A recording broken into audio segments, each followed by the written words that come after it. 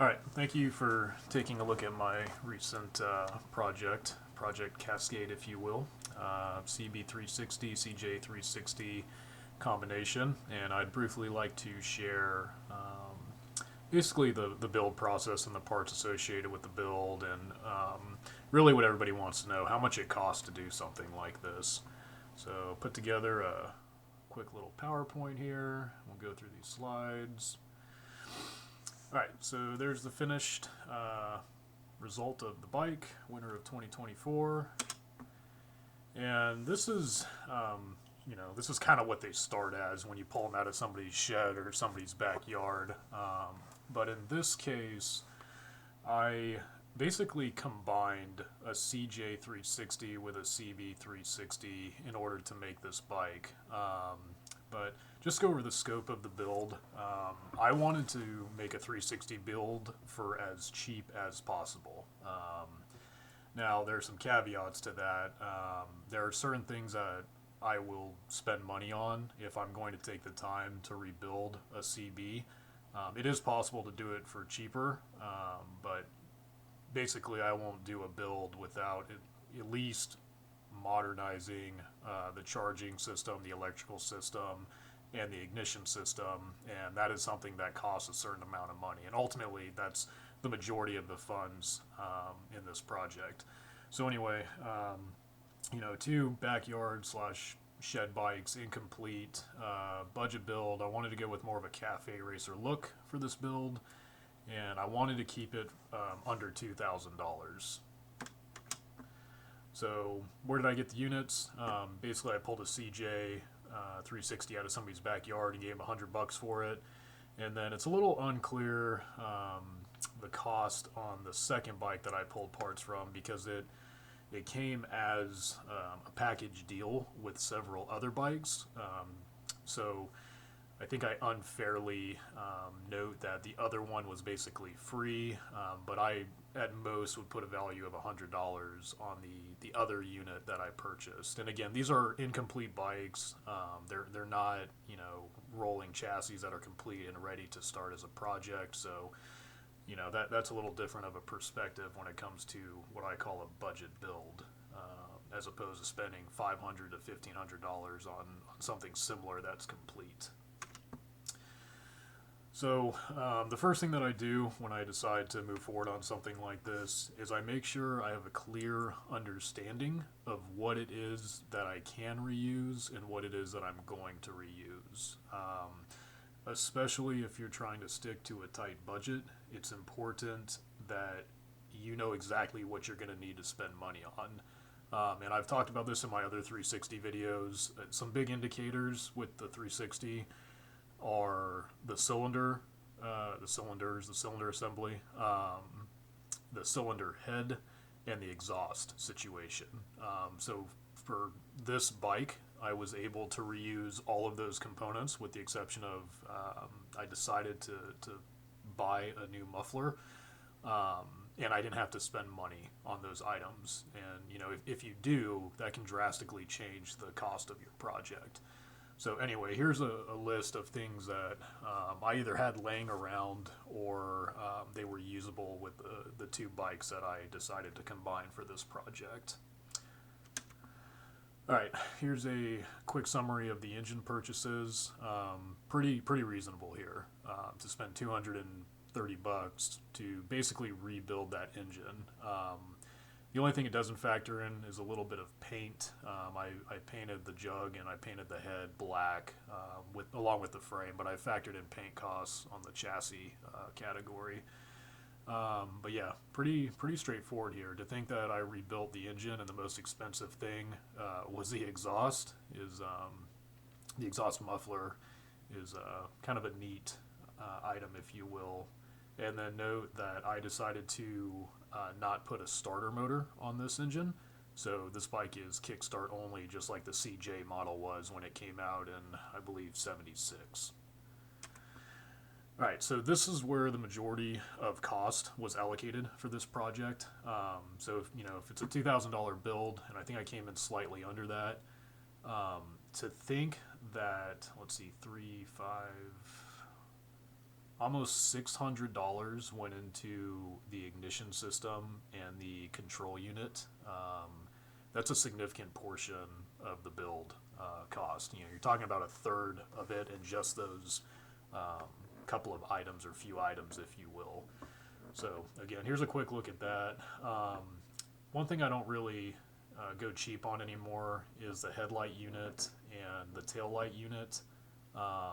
I like to have a higher quality LED bulb set, if you will, in those units, just so I know that people see me and I mitigate risk as much as possible when I'm riding. But I'll talk about the control unit here a little more later on in this video. All right, and then finally, the body or the chassis purchases. So, you know, if you're going to take the time to go down to the frame and build it back up, pretty much any rubber piece, you need to get fresh rubber on a 50-year-old vintage Honda. You can't be reusing intake rubbers and even the silly stuff that holds like the rear brake arm. I replace those rubber pieces. There are some structural ones though that are pretty important. Like the rubbers that go into the top clamp or of the triple tree for the handlebars. Those rubbers should always be replaced when you take it back up. Obviously, tires should always be replaced. Grips are typically replaced. I did front and rear brake shoes, so this bike has a front drum or a front drum brake system as opposed to a caliper, and they as in drums are not great. So, you know, I don't intend to go 100 miles per hour down the road on this bike, but to refresh the braking system, clean the drum, get any rust out of there, start with fresh shoes, make sure it all works correctly when you pull the lever. That's pretty important to me. And then, you know, I've got some cheats here. I had shocks laying around, so I didn't have to spend $50 to $100 on rear shocks. I saved some money there. Inner tubes, I had those laying around. Air filters, I've got a box of pod air filters. I just stole a set of unis. Steel and aluminum. And then the license plate holder I just had in a box. So, you know, you could probably add, not counting the shocks, another $50 or so, $60 in that material. And that would, you know, push you closer to the 2,000 mark. Again, you can save money on certain things, or if you go down to the frame and you want certain things to look new, you got to spend a couple of bucks.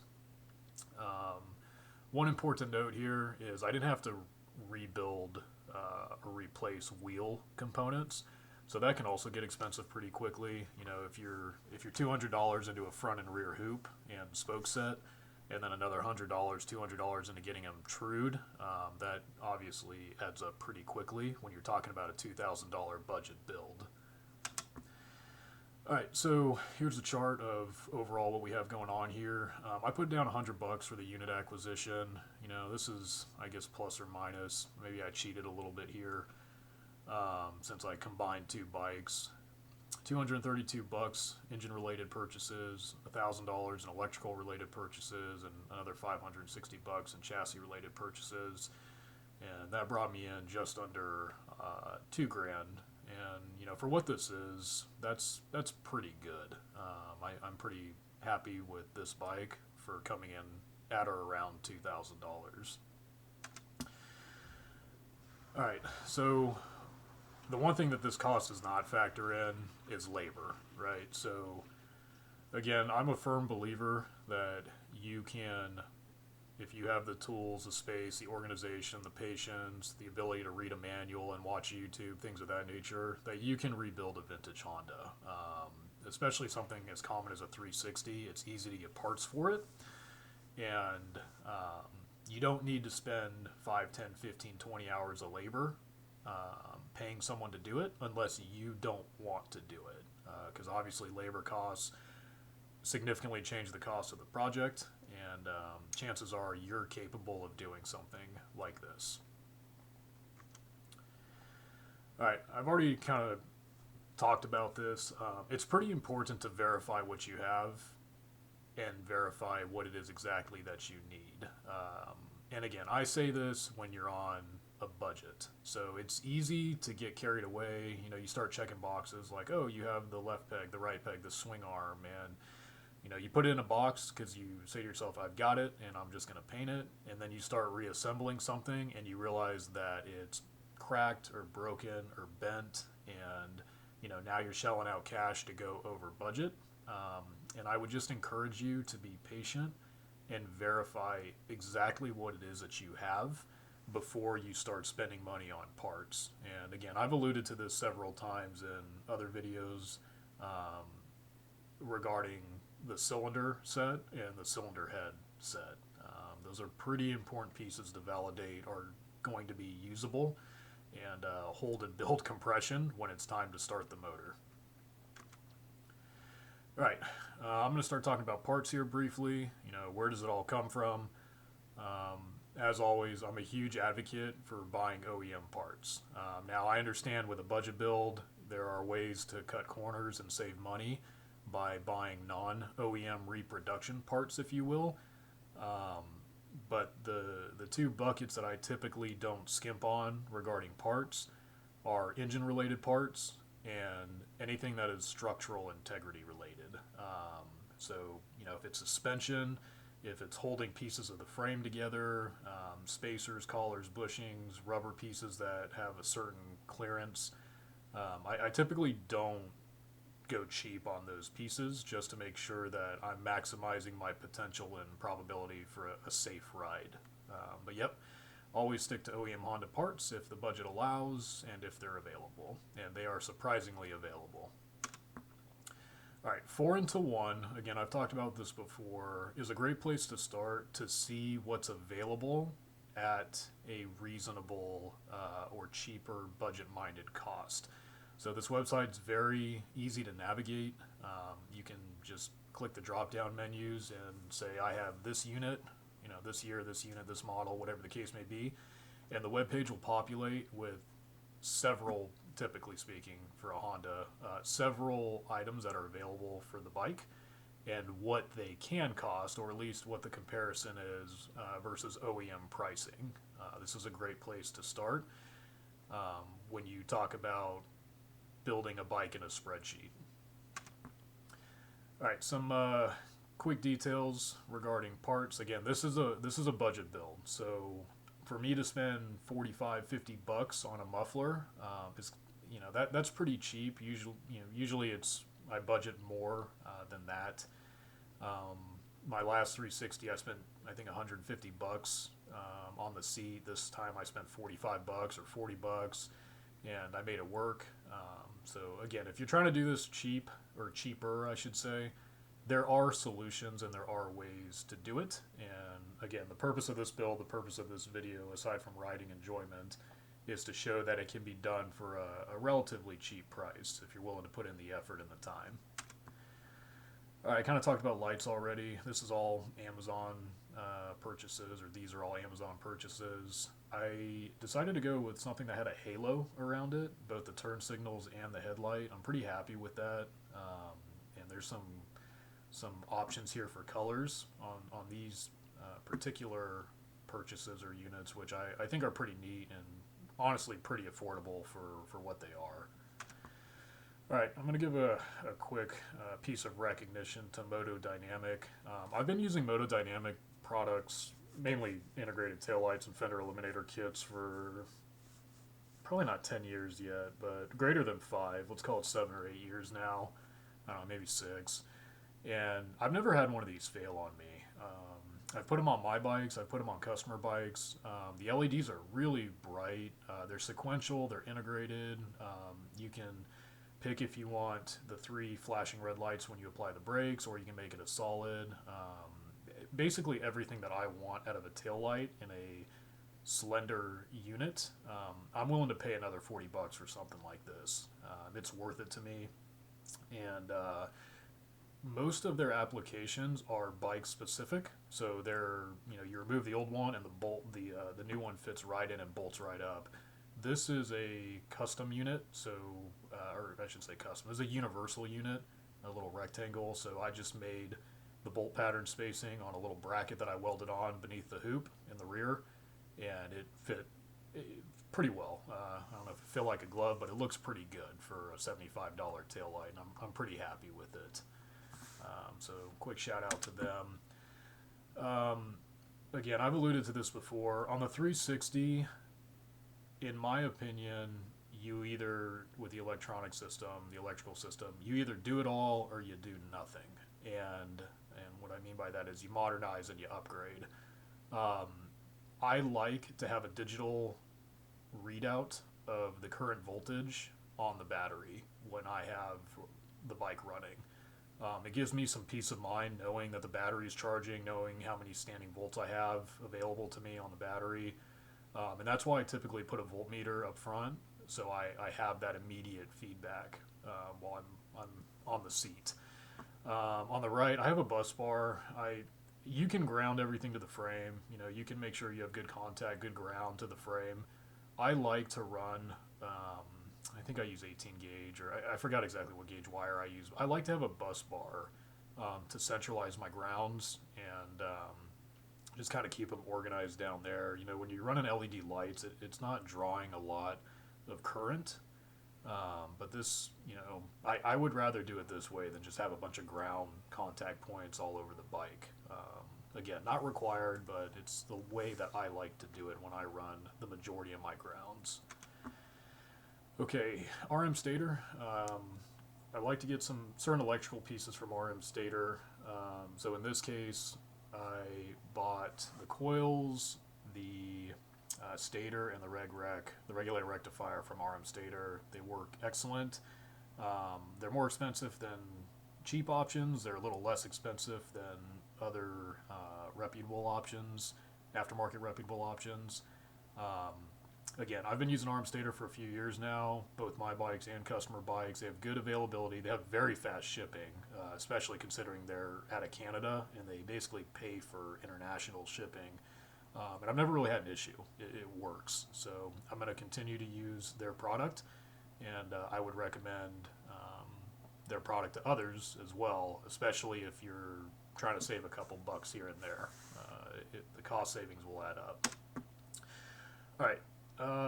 This is kind of something that I don't want to say I have a non-negotiable policy on, but typically speaking, if I'm going to strip a bike to the frame, if I'm going to strip a vintage Honda to the frame, I'm going to rebuild it with an upgraded electrical system. So the charging system is going to be upgraded to where it's putting out more volts than the OEM setup. I'm going to upgrade to electronic ignition, and I'm going to spend the time to just build a wiring harness with a control unit. And this is becoming a more common and better understood process or concept, if you will, to use these Moto Gadget, these M units. In my case, I like to go with NWT units, but you know, you can watch your own content on this. But the takeaway here is that it's very easy to basically build your own wiring harness with one of these control units. You don't have to worry about a fuse box. You don't have to worry about relays. The box controls everything that it needs to control, and then you wire the destinations. So they're, you know, the lights, the ignition, whatever it is that you need to do, you just run it from this control unit, and they work magnificently. And then, of course, electronic ignition, again, this is one of those things that, as opposed to, you know, buying points for 20 bucks, it's worth it to me. I think a lot of people struggle with the 360 to get it running right, and they think it's carburetor related. And again, I've said this before in my other videos. I don't think the majority of issues are carburetor related. I think the majority of issues are timing related, because it needs to be timed right. And the 360 is a 180 twin, so the pistons go up and down opposed. They don't there isn't one mark of timing. There are two marks of timing, and the way Charlie basically sends us out from his shop is perfect. It just works. And again, I've been an advocate for his product. I will continue to be an advocate of his product. For me to be able to throw this on a budget build, to me, it's worth it. I'll just put it that way.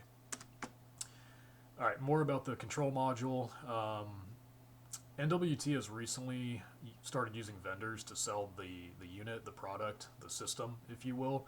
And I decided to buy mine from Atlanta Motorcycle Works in Georgia, and they're great. So if you're going to buy it, you're looking into it, or even if you're just thinking about it and have questions, The guys over there are very helpful and very kind, and I would highly recommend you call them with your questions ready, and they will help you. Electronic ignition, talked about this. If you can afford it, do it. That's kind of the end of the conversation. All right. This is another huge cost savings thing for me. I understand that not everybody has a sandblast cabinet. There are other ways to strip and remove paint. You don't have to have a sandblast cabinet. You know, a grinder, not with a grinding disc, but a grinder with other discs tools can strip paint as well. There's paint stripper to strip paint. Sandblasting is quick, easy, and gives you a pretty decent result when you're done with it if you have the availability to do that. But ultimately, my point of this slide is you will save a tremendous amount of money if you do your own prep and paint work. No offense to other businesses, but I'm amazed at how much shops charge to paint pieces, especially motorcycle pieces, because they're way smaller than car pieces. But again, whether you have a gun and a giant air compressor or you just run it out of a can, you'll probably get a result that's decent, for a budget build without spending thousands of dollars for someone to prep and paint pieces for you. So I'll just leave it at that. This is something that I tried that was new. I've used these emblems on eBay before to put on side covers, and I did something a little different this time. I shaved a piece of aluminum to kind of match under the seat, that contour, and I got this tip, if you will, from the guy at Brickhouse Builds. He uses testers, I think it's enamel-based paint, and he puts this paint in like squeeze bottles, like very tiny squeeze applicator bottles with like a needle tip, and that will let the paint flow into a small area, like the letters and the numbers here. And because it's liquid, it's self-leveling. I tried to do this with oil paint first, and it basically wouldn't dry. So I think this tester solution is great. Part of me wishes you could basically buy individual colors, and maybe you can locally here in interior Alaska. The only option was for me to grab a kit, and the blue wasn't exactly the blue that I wanted, but it's a pretty good, a pretty affordable solution that gives it a little bit of custom flair, if you will, and I'm pretty happy with it. All right, closing thoughts about this build. Have a plan, have a budget, have fun, things of that nature. It's like what I've said before. Know what you're trying to accomplish. I think a lot of people get in trouble because they get excited, they get a bike for hopefully a good, cheaper price, and they just jump into it. They grab a tub or a box or a bin, and they just start taking things apart, hopefully using a Ziploc bag and a Sharpie, and just throwing it in the box. And I really think that strategy should be adjusted to remove a part. Okay, do I need this part during reassembly? Yes or no? Okay, I need it. Is it going to work? Okay, it's going to work. Do I need to do anything to it? Do I need to get different rubber grommets? Do I need to get new fasteners? Do I need to paint it and refinish it? Do I need to mold it or adjust it? I think these are questions that should be thought about during the disassembly process, and I don't think that process is always followed, and then people get in trouble. Not in trouble, but they have to spend additional money, and then they're over budget, and then they're upset. So, just applying a strategy here will probably help you tremendously in the long run. Have patience. It's a 50-year-old motorcycle. Like, even perfect planning, things don't typically go exactly how you expect them to, which is fine, but a lot the time. Like, don't think you're going to rebuild a bike in an hour. Budget some money, budget some time, have a process, and if you need help, ask. That's like another thing. There are plenty of people on the internet that are willing to help you if you ask for it. So, do your research, get educated on whatever it is that you're trying to accomplish, and then ask an intelligent question, and chances are somebody's going to help you. Safety first. You're talking about fuel, electricity, 50-year-old brakes. If you're adjusting suspension, not adjusting, if you're changing the suspension and you're changing the swing arm and how the chain runs back. You got to pay attention to stuff like that. You can't just go rip it down the road. If all that's incorrect, you're going to end up in trouble. And finally, enjoy the build. This is something that you are probably doing because you want to do it. So make sure you enjoy your time doing it. Feel free to ask any questions. Have a great day, and thanks for watching.